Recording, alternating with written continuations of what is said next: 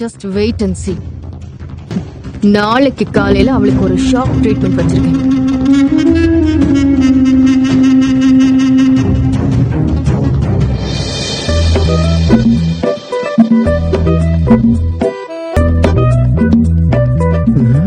என்ன டயர்ல தூங்குறானா? ஆஹா, அடடடடடடடடா, இப்பதான்டா நீ அண்ணன். புயலுக்கு பின் அமைதிங்கிற மாதிரி செயலுக்கு பின் என்ன ஒரு அடக்கம். ஆடாத ஆட்டமெல்லாம் ஆடிட்டு காலையில கனவிலும் உன் காதல அமைதியா கண்டினியூ பண்றியே, எப்படி? நீ வேற லெவல். உன்னை நினைச்சா எனக்கு எப்படி புள்ள இருக்குது.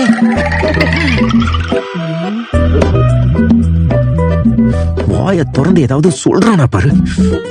இவன் கன்ஃபார்ம் பண்ணாதானே பவியை நம்ம கரெக்ட் பண்ண முடியும். நமக்கு இந்த பிரச்சனை எப்ப முடிய போகுதோ? ஓ, ஒருவேளை இதெல்லாம் போய் எப்படி தம்பி கிட்ட சொல்றது வெக்கப்படுறான், வேதனைப்படுறானோ?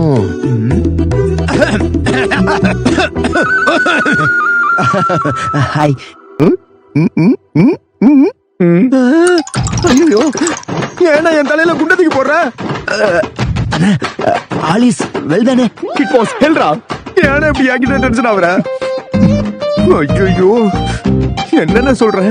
இதுக்குதான் நான் ஒரு ரூம்ல ஃபர்ஸ்ட் நைட் அலங்காரம் அழகா பண்ணி தரேன்னு.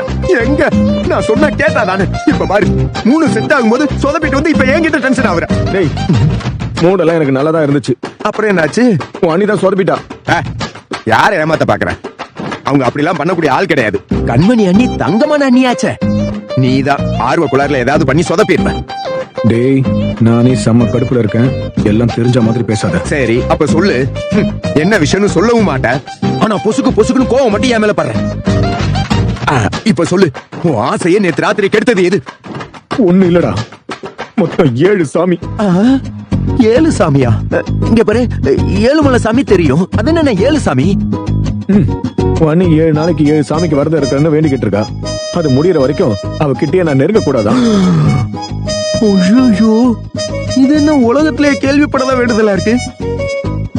வேறதான் அவங்களுக்கு, ஆனா பட்னி உனக்கா? போயா. டேய் வேணாடா, நானே கோல வெறியில இருக்கேன்னு சொல்லிட்டேன். சரி சரி, டென்ஷன் ஆகாத. ஒண்ணு பண்ணலாம். நான் வேணா அண்ணி கிட்ட உன்னை பத்தி பக்குவமா விளக்கி எப்படியாவது அவங்க கிட்ட இதெல்லாம் வேணாம், ஆண் பாவம் பொல்லாததுன்னு சொல்லி புரிய வச்சிரவா. டேய், ஆண் பாவத்துக்கெல்லாம் பயப்படுற ஆள் இல்லடா அவ. சாமிக்கு மட்டும் தானே பயப்படுறா. இப்ப என்னதையா பண்ண போற? பட்னிதான், அதானே என் விதி. தலையில ஐயோ, அனுபவிச்சுதானே ஆகணும், வேற வழி. அட போன அட போட. ஐயோ, என்ன பண்றது? எப்படி இருந்த மனுஷன் இவனுக்கு முதல் இரவுக்கு ராசி இல்ல போல இருக்கே. நல்ல வேலை இங்க பவி இல்ல. அண்ணி மூலமா உண்மையை தெரிஞ்சுக்கிறதுக்கு முன்னாடி இப்பவே போய் ஏதாவது பேசி அல்வா கொடுத்து நைஸா அவளை கவுத்தர வேண்டியதான். நல்ல பிளான். பவி, அப்போ இவ்வளவு நேரம் நாங்க பேசுனதெல்லாம் ஒட்டு கேட்டுட்டு தான் வர்றியா? ஒட்டு கேக்கல, காதுல விழுந்துச்சு. என்னது கேட்டுருச்சா? எப்படியோ ஒண்ணு, ஆனா உனக்கு தெரிஞ்சிருச்சுல. தெரியுதுல்ல, அப்புறம் ஏன் கேக்குற? அப்போ இன்னைக்கு அது எது? சும்மா எல்லாத்தையும் உனக்கு சொல்லுவாங்களாக்கும். அதுன்னா உனக்கு புரியாதா? ஓ, அதுவா? அதான் அதேதான். சூப்பர், அதேதான். அதான் அது எப்படி உனக்கு புரியாம போகும்? நீதான் என் சொல்லு முயற்குட்டியாச்சே. சரி, போதும், ரொம்ப வழியாத. இங்க பாரு, மாமா எவ்வளவு அப்செட்டா போனாருன்னு பார்த்தல. அக்கா விரதத்தை முடிச்சு அவங்க 2 பேரும் ஒண்ணு சேர்ற வரைக்கும் நீ என் பக்கத்திலே வரக்கூடாது. அதுக்கு இன்னும் உங்களுக்கு 6 நாள் ஆகும்டி. 6 வருஷம் ஆனாலும் ஒரே ரூல்ஸ் தான். உனக்காகலாம் அதை என்னால மாத்த முடியாது. ஏமா, என்ன பார்த்தா உனக்கு பாவமா இல்லையா? கொஞ்சம் என் மேல கருணை காட்டக்கூடாதா? அவங்க தாமதத்துக்கும் நமக்கும் என்னமா சம்பந்தம்?